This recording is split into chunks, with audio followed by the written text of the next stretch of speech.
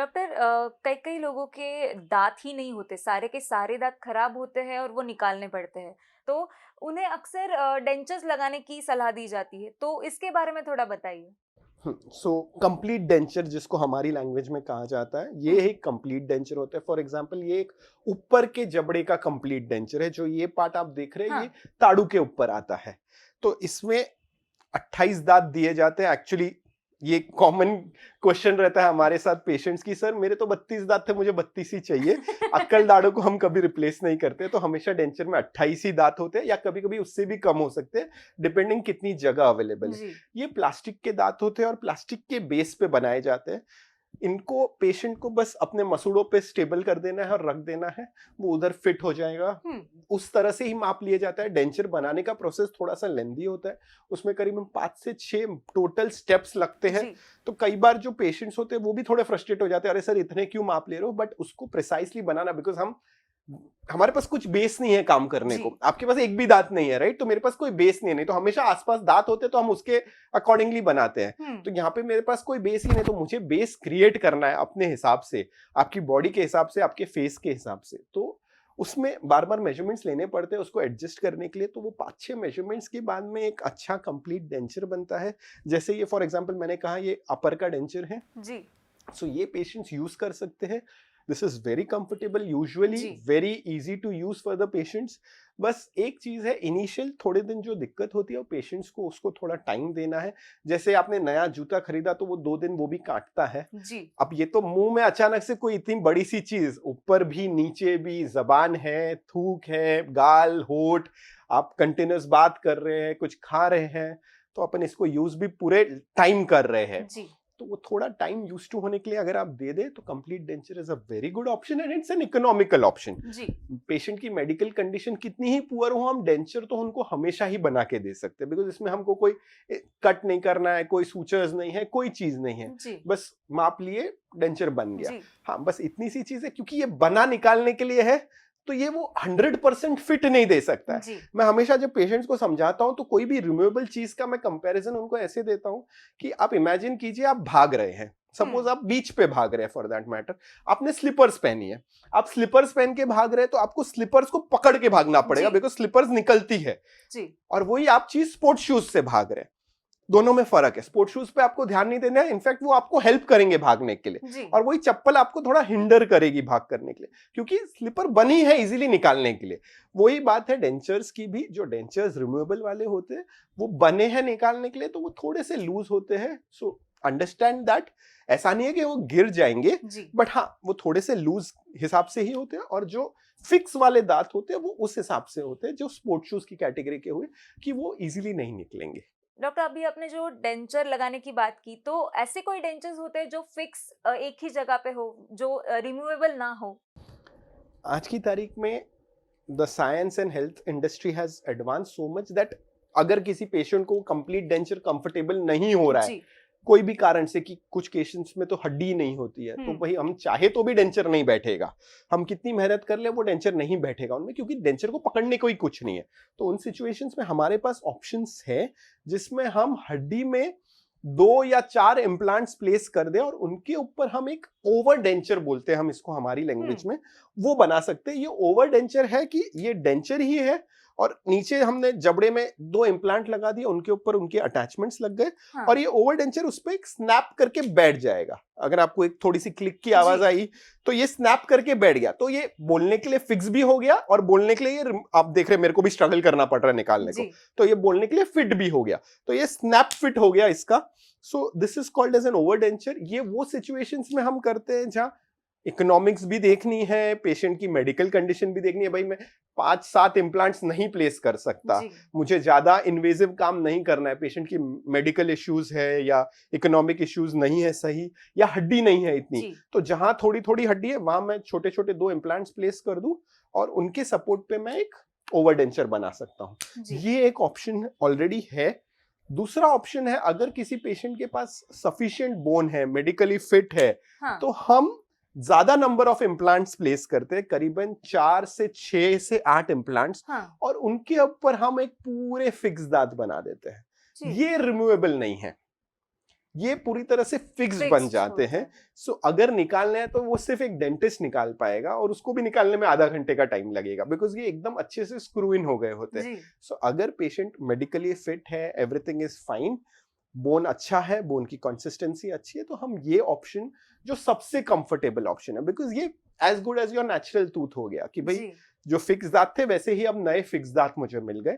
हाँ, बट ये invasive option है, सर्जरी करनी पड़ती है, 7-8 इम्प्लांट्स लगते हैं जी। मिनिमम।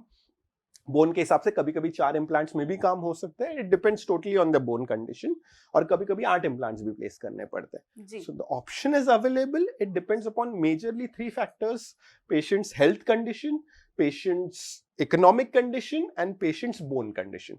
ये तीनों चीज जैसी जैसी एडजस्ट होती है उस हिसाब से हमारे पास ऑप्शंस है for every pocket size and every medical issue. Doctor, कई बार मैंने सुना है कि लोग अपनी स्माइल डिजाइन करने डेंटिस्ट के पास जाते हैं, तो ये स्माइल डिजाइन क्या होता है?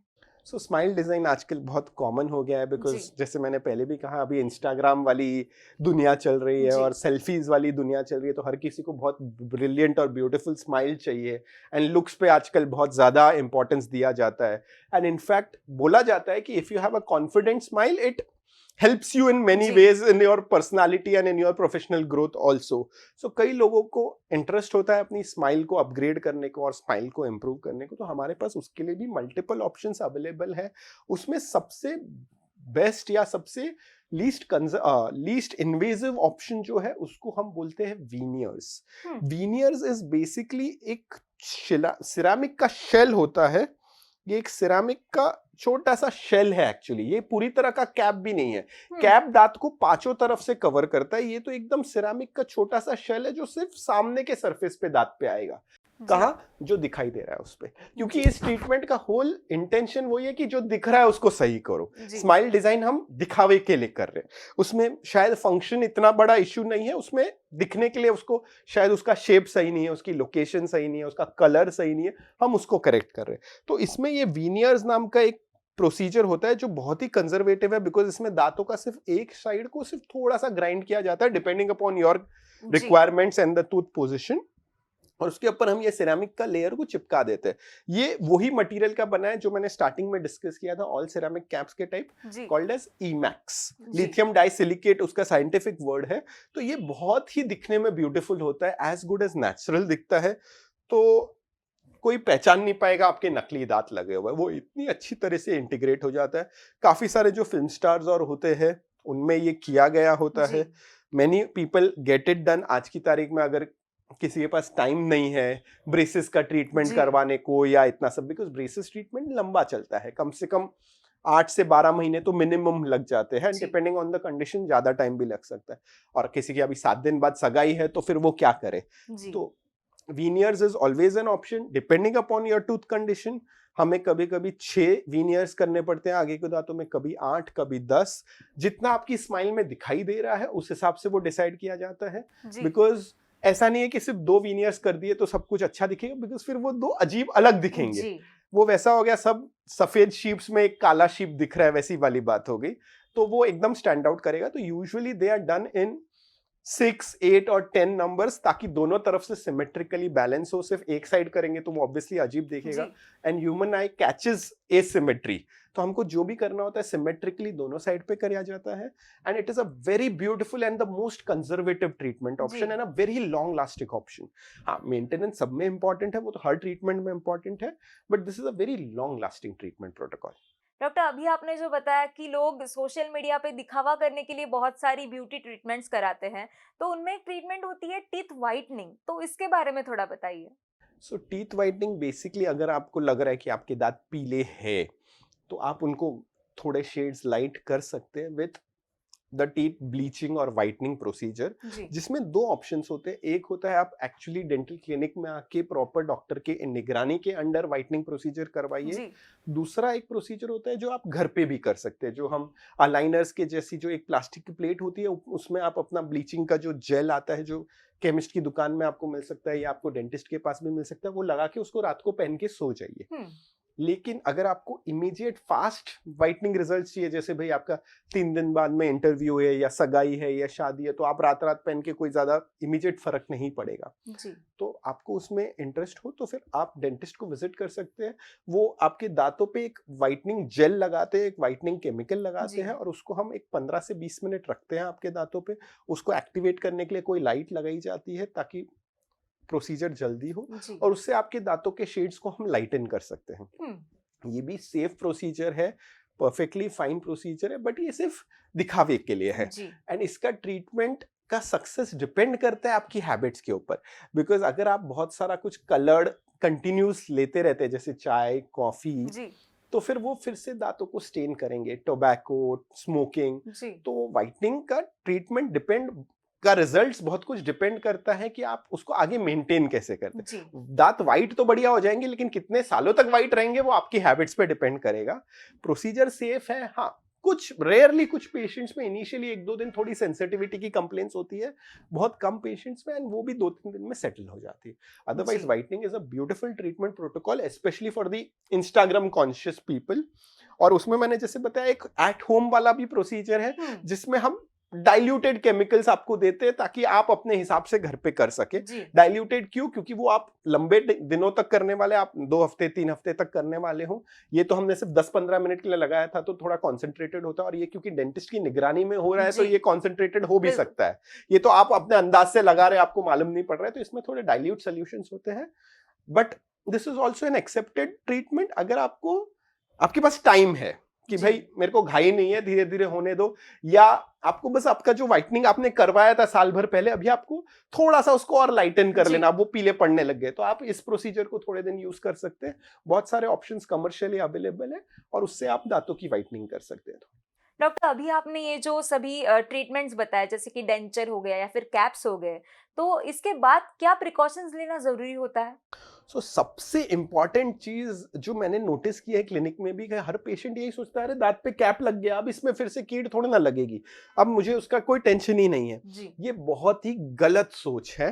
बिकॉज कैप लगे हुए दांत में या फिलिंग किए हुए दांत में आपको उसका ज्यादा ख्याल रखना है। जी क्यों? क्योंकि अब उस दांत में एक पॉइंट ऑफ कांटेक्ट है बिटवीन द कैप या filling and the natural tooth, और जी वो जो जंक्शन होता है दांत और फिलिंग के बीच का, हम्म उधर फिर से कीड़ लगने के सबसे ज्यादा चांसेस होते हैं। हम्म और अगर आप उसको साफ नहीं करते with regular brushing and flossing, तो वहां कीड़ बहुत जल्दी लगेगी, बहुत जल्दी फैलेगी, एंड कई बार आपको तो समझ नहीं आएगी, कई बार डेंटिस्ट को भी नहीं समझ में आएगी, जी कई बार हमको सिर्फ वो एक्सरेज में दिखाई देती है। इसलिए हम कहते हैं हर 6 महीने में चेकअप्स इंपॉर्टेंट है। Flossing is very important, because 2 दांतों के बीच में कहीं से डीके स्टार्ट होगा तो वो तो सिर्फ फ्लॉस ही साफ कर सकते हैं, ब्रश भी वहां पे साफ नहीं कर पाएगा, तो आपको उसको फ्लॉस कर करके ही मेंटेन करना है।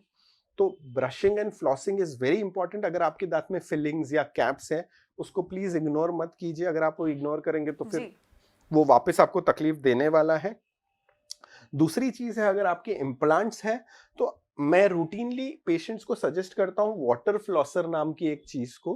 तो वाटर फ्लॉसर नाम की एक चीज होती है जो आपको कहीं भी ऑनलाइन या कहीं केमिस्ट के शॉप में मिल सकती है। वो बेसिकली एक हैंडल डिवाइस है, जैसे इलेक्ट्रिक टूथब्रश होता है, जी उसमें आपको पानी भरना है, और वो होली की पिचकारी जैसे उसमें से पानी का एक जेट निकलता है, उसको आपको आपके दोनों दांत और मसूड़ों के बीच में रखना है, और इधर बस वो पिचकारी को फायर करना है। उससे क्या होगा, वो पानी के जेट से वो दोनों दांत और मसूड़ों के बीच में जो भी गंदगी होगी उसको साफ कर देगा, सब कुछ क्लीन रहेगा, और उसके वो प्रेशर से ना मसूड़ों का एक मसाज भी हो जाता है, तो जी वो मसाज होने से मसूड़े भी हेल्दी रहते हैं।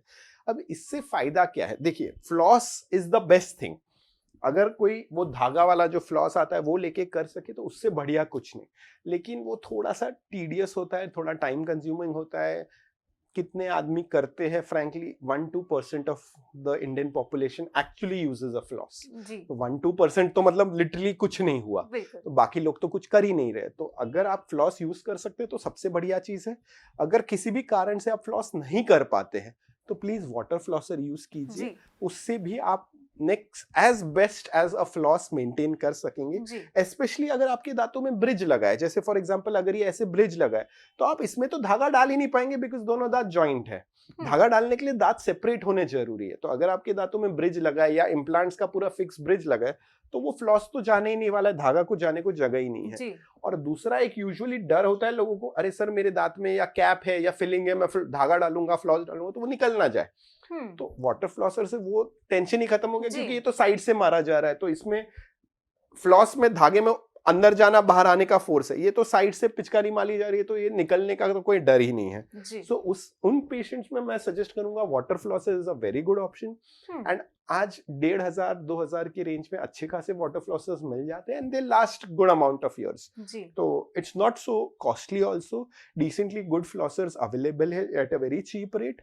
तो प्लीज स्टार्ट यूजिंग देम। अगर पेशेंट्स को मन हो तो आप वाटर फ्लॉसर के साथ थोड़ा माउथ वॉश भी डाल सकते हैं, उस हिसाब से आपका माउथ वॉश भी हो जाता है। जी। सो एक तीर से दो निशान हो जा रहे हैं उसमें।